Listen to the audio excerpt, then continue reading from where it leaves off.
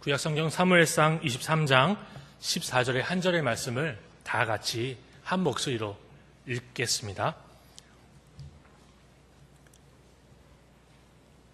읽겠습니다. 다윗이 광야의 요새에도 있었고 또 십광야 산골에도 머물렀으므로 사울이 매일 잣되 하나님이 그를 그의 손에 넘기지 아니하시니라. 아멘.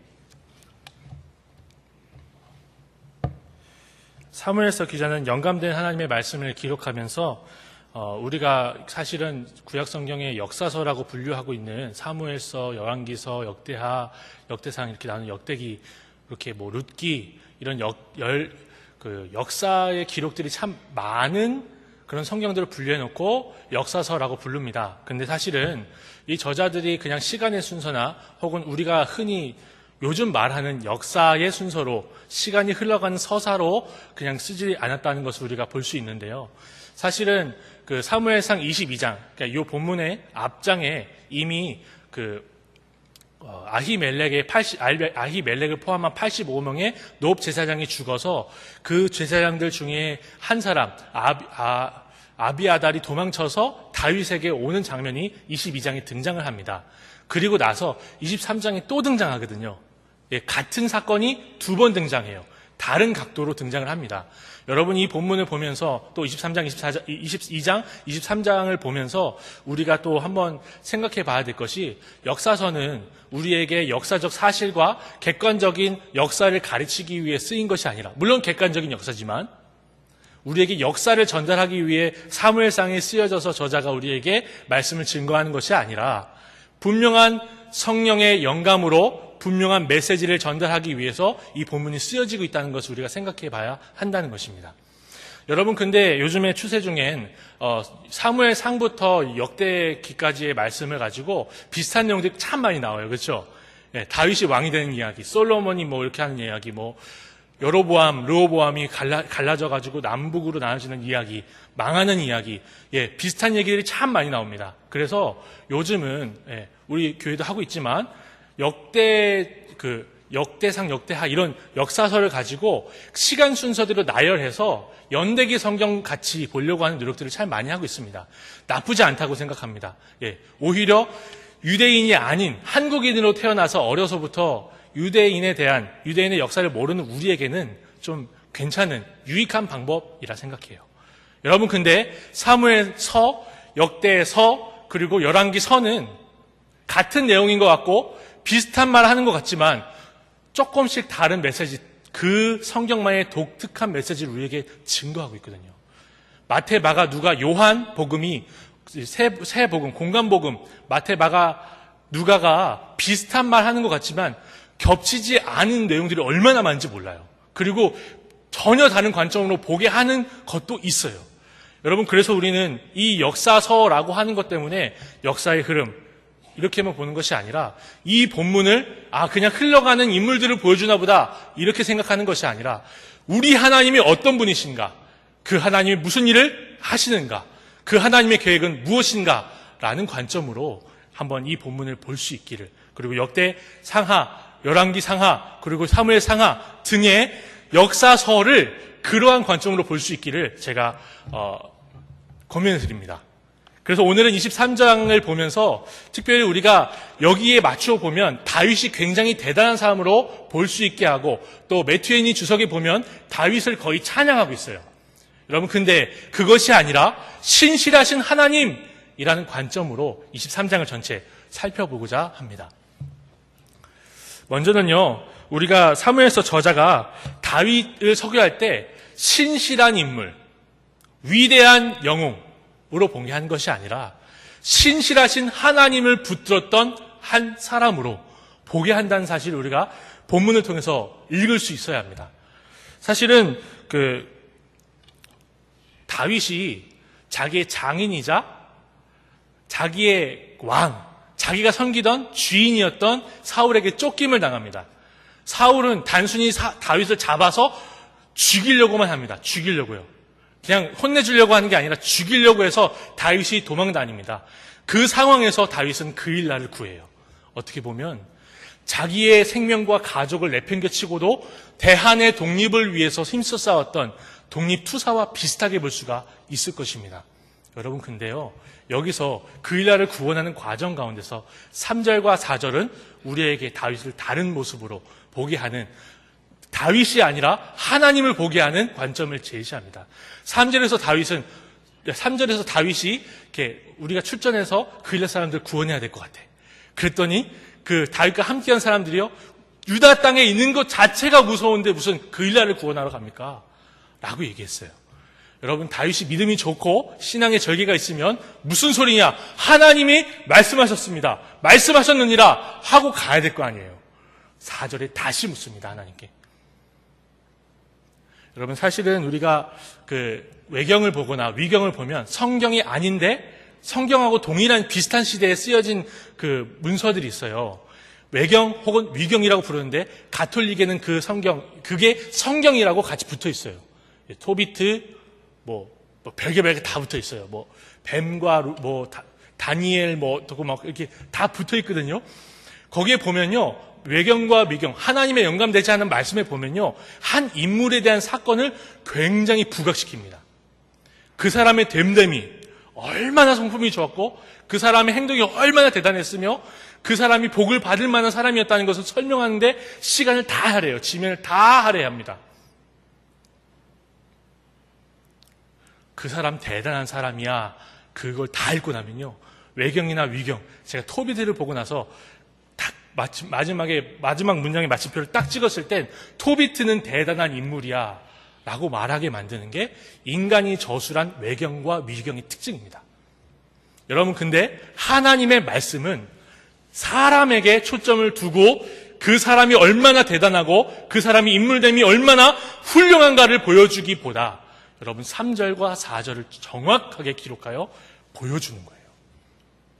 가라! 네, 가겠습니다. 간 것이 아니라 한 번 더 물어보는 기사를 굳이 적어놓음으로써 사무엘서 기자는 우리에게 다윗을 봐라, 다윗이 훌륭하지, 다윗 대단해, 신실하고 위대한 사람이야, 위인전에 나와도 싸 라고 하는 것이 아니라 그 다윗이 의지했던 하나님이 얼마나 신실하신지 한번 봐봐 라고 우리에게 가르쳐 주는 거예요.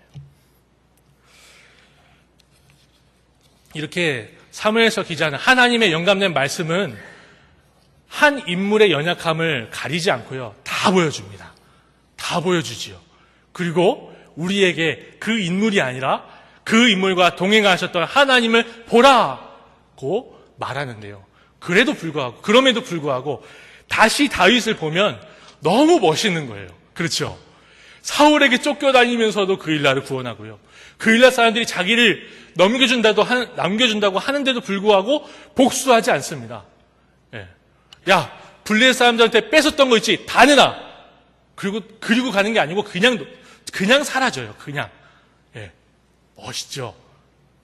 사울이 매일 찾았습니다. 그리고 사울이 데리고 다녔던 3,000명의 군대, 그리고 다윗이 데리고 다녔던 600명의 병사들은 비교할 수가 없어요. 여러분, 다윗과 함께했던 600명은 억울한 자들, 그 슬픈 일 당한 자들이라고 했고, 심지어는 자기들이 살았던 요새가 빼앗기고 자녀들이 아말렉 사람들한테 잡혀갔을 때 200명은 힘들어서 남았습니다. 그런 군대 끌고 다녔어요, 다윗이요.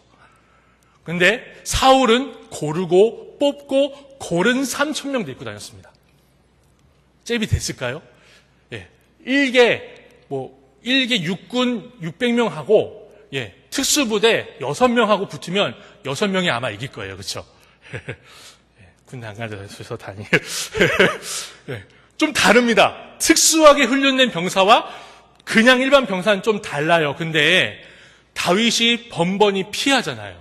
매일 피하잖아요. 여러분, 근데 14절을 빡 빼놓고 보면 다윗이 엄청나게 대단하고 지략하고 지혜가 있다라고 보여지게 돼요. 근데 14절이 우리의 시각을 딱 교정하죠. 야야야, 다윗 그만 봐. 다윗 그만 봐. 하나님 봐, 하나님.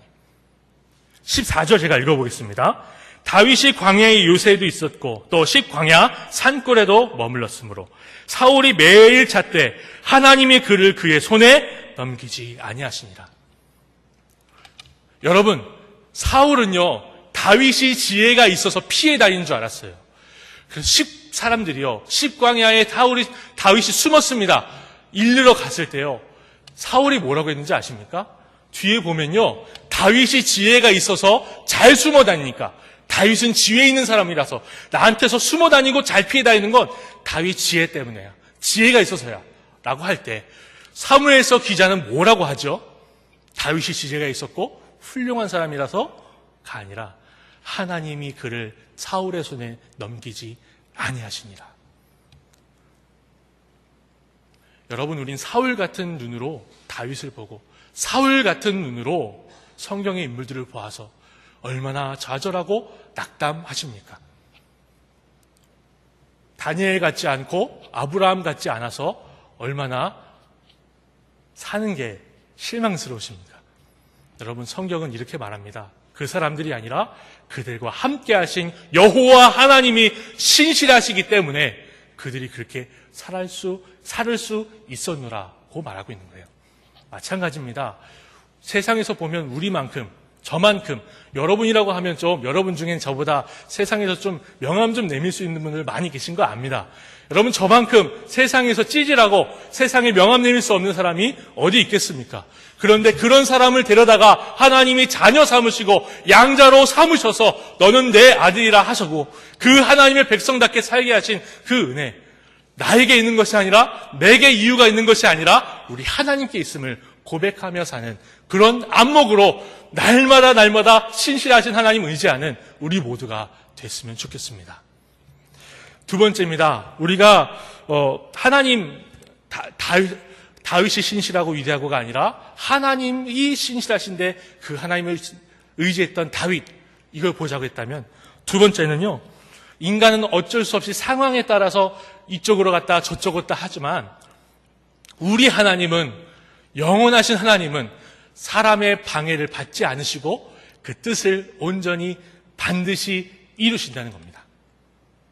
그래서 신실하시다는 거예요. 이 땅에서 어떤 사람이나 어떤 존재에게 신실하다라는 말을 붙일 수 없습니다. 사실은요.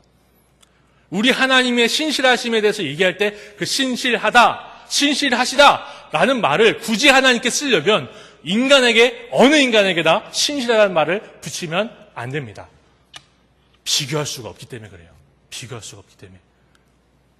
사람은 계획이 틀어지기도 하고 또 이렇게 엎어지기도 합니다. 우리 하나님은 영원 전부터 끝까지 엎어진 적이 없는 놀라운 계획을 가지고 우리를 구원하셨어요. 여러분, 다윗이 이 그일라를 구원하고 나서 이제 아비아달이 22장에 찾아와서 다윗이 내 탓이다. 85명 죽은 거 내 탓이다. 라고 하는 장면이 딱 등장하고, 그리고 23장에는 아비아달이 에봇을 가지고 오는 장면이 등장합니다. 여러분, 이때 아비아달이 에봇만 가지고 왔습니까? 85명이나 되는 제사장을, 그것도 하나님의 제사장을 왕이 죽이고 가족까지도 다 죽였다라는 소문을 갖고 온 거예요. 여러분, 그일라 사람들이요, 다윗을 배반한 게 단순히 은혜를 원수로 갚는다라는 속담처럼 은혜를 원수로 갚을 줄 아는 배은망덕한 사람들이라서가 아니라 그 소문 때문에, 그 사실 때문에 놀랐을 거예요. 여러분, 하나님의 제사장을 죽였다는 것도 놀랐을 텐데 85명이나 죽였대요. 그리고 다윗에게 준 거 식은빵 주고 블레셋 사람의 골리앗의 칼 준 거밖에 없는데 가족을 몰살시켰대요. 여러분, 그러면 그일라 사람들이 다윗에게 고마워도 해야겠지만 다윗이 자기들과 함께 있었다는 것 때문에 다 죽을 수 있는 상황인 거예요. 다. 가족까지 몰살당할 수 있는 상황인 거예요. 제사장 85명도 죽였는데 그일라 사람쯤이야 못 죽이겠습니까, 사울이요? 두려움에 떨기 시작한 거죠. 여러분, 이스라엘 백성들은 제사장을 죽였다는 이 소문 때문에 모든 백성들이 이 다윗과 사울의 숨바꼭질에서 다윗이 어디 있는지 적극적으로 가르쳐주기 시작하는 것 같습니다. 대표적으로 두 부류가 등장하죠. 그일라, 십사람들. 십사람들은요, 심지어 첩보 작전을 해요. 다윗이 어디 있는지 가르쳐줄게요. 야, 지혜가 많으니까 가서 정확한 장소를 가져와. 여러분, 헤어짐의 바위, 찢어짐의 바위, 이 바위 앞에서 이렇게 하나님 블레셋 사람들을 통해서 이스라엘을 치지 않으셨더라면 10사람들의 첩보 작전 때문에 다윗은 잡혔을 거예요. 여러분, 이렇게 사람들은요, 이렇게 환경 때문에 다윗에 대한 은혜도 모르고, 심지어 다윗이 데리고 다녔던 600명, 그 시글락에 함락되고 자녀들 때문에 마음이 상하니까 뭐 하려고 합니까? 다윗을 돌로 치려고 하죠. 사람의 마음은 이렇게 많이 바뀝니다. 사람은 바뀝니다. 사람은 상황에 따라서 바뀔 수가 있습니다. 우리도 바뀔 거예요. 그런데 명심하고 또 다시 보게 하는 성경의 문맥은 뭐지요? 하나님은 바뀌지 않는다는 거예요. 우리 하나님은 하나님의 뜻을 이루기에 실패하지 않으신다는 거예요. 어떤 사람이 방해해도 10사람들이 이르고 그일라 사람들이 잡아 가두려고 해도 우리 하나님의 계획은 실패하지 않는다는 거예요. 바뀌지 않는다는 거예요. 그래서 하나님은 신실하시다는 걸 분명히 보여주는 거예요. 우리 하나님은 그런 하나님이십니다. 하나님의 영원하신 계획이 실패하지 않으셨기에 우리가 이 자리에 앉아 있을 수 있는 것입니다. 그리고 그 하나님을 영원히 찬양할 수 있는 것입니다. 그리고 우리는 마지막 남은 하나님의 영원한 계획을 기다립니다. 그의 아들을 인성을 가지고 구름 타고 내려오실 그때를 기다리는 우리가, 하나님이 신실하시다는 것을 믿는 우리가 그때를 기다리며 신실한 하나님 붙들고 살기를 하나님 원하십니다. 이 땅에서 잘 먹고 잘 사는 거가 아니라 우리 예수께서 다시 오실 날을 기다리며 신실하신 주님만 붙들고 상황이 변해도 사람이 변해도 하나님 변하지 않는다는 걸 믿고 신실하신 주님께 의지하여 기대어 살기를 성경이 권면하고 있다는 것을 잊지 않으셨으면 좋겠습니다. 마지막으로 우리가 신실하신 하나님에 대해서 하나님이란 주제로 23장을 쫙 살펴보면서요, 우리가 성경 신구약 전체의 문맥을 가지고 23장을 또 살펴봤으면 좋겠습니다. 신실하신 하나님은 다윗에게 주신 약속 그대로 예수 그리스도를 우리에게 보내셨습니다. 이제 이 본문이 신구약 성경의 전체 스펙트럼으로 다시 조명이 된다면요, 이런 오해는 안 하실 거예요. 어떤 사람은요, 이 본문을 보고 다윗이 자꾸 기도하잖아요. 우리인과 둠민이 왔잖아요. 에봇이 아비아달이 갖고 온 에봇이 다윗에게 왔잖아요. 다윗은 계속 물어봅니다. 하나님께 기도합니다. 그리고 기도하고 기도했던 다윗은 번번이 하나님의 도움으로 죽을 수밖에 없는, 진짜 죽을 수밖에 없는, 진짜 잡힐 수밖에 없는 상황에서 계속 구원을 받아요.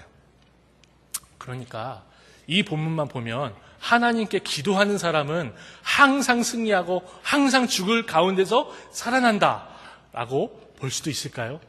여러분, 이런 방식으로 보게 되면 경제가 다 어렵고 다들 못 살겠다, 죽겠다, IMF가 터지고 저성장 시대가 올 때 예수 잘 믿고 기도 잘하는 사람이 헌금 100만 원, 200만 원 쉽게 내면서 교회에 헌신할 수 있다라고 가르칠 수밖에 없을 거예요. 그렇죠? 재수하면 믿음이 없고 자기가 원하는 스카이 대학교에 한 번에 붙으면 믿음이 하나님께 기도해서 붙은 거다라고 적용할 수 있겠죠. 이렇게 보면요. 그래서 사실은 요 본문을 그런 식으로 보고 딱 끝나면 우리는요, 신앙의 정도를 자녀의 출세와 재산의 부익부 빈익빈을 가지고 신앙의 정도를 따질 수밖에 없어요. 안 그렇습니까? 하나님께 기도해서 다윗을 피했잖아요. 하나님께 기도해서 복받고 왕 됐잖아요. 그렇게 보면 그럴 수밖에 없다는 거예요. 신구약 성경 전체를 보세요. 다시 질문을 다시 해야 돼요. 하나님이 다윗이 기도했으니 하나님이 구원하셨다가 아니라 하나님이 왜 다윗을 구원하셨습니까? 라고 다시 질문해야 돼요. 왜 그러셨습니까? 신구약 성경의 문맥을 따르면 예수 그리스도가 다윗의 자손으로 오기 위해서 하나님은 죽을 수밖에 없는 위험 가운데 다윗을 놓아두시지만 죽지 않게 하시고 보호하시고 끝까지 그의 언약을 다윗에게 주시고 다윗의 자손으로 예수 오게 하셨습니다. 라고 해야 될 것이요. 그렇죠? 맞습니까? 여러분, 근데 그 예수께서 겟세마네 동산에서 3번 아버지여 이 잔을 옮기옵소서, 그러나 내 마음대로 내 뜻대로 하지 마시고 아버지의 뜻대로 하옵소서 기도하시고, 그 장소를 아는 가룟 유다가 방망이와 검을 가지고 군대를 이끌고 왔을 때 우리 다윗의 자손으로 오신 아브라함과 다윗의 자손 예수 그리스도께서는 나다, 내가 예수다, 나를 잡아가고 제자들은 냅둬라, 3번 밝히시고 제사장들에게 끌려가시고 십자가에 달려 죽으셨습니다. 여러분, 이렇게 문맥을 봤을 때 이 이야기는 다르게 보입니다. 다를 수밖에 없는 거예요. 그렇죠? 다윗이 기도했으니 하나님의 복을 받았다라고만 할 수 없는 거죠. 우리 하나님이 신실하시기 때문에 다윗을 지키셔서 우리를 구원하셨다라고 찬양해야 되는 거죠.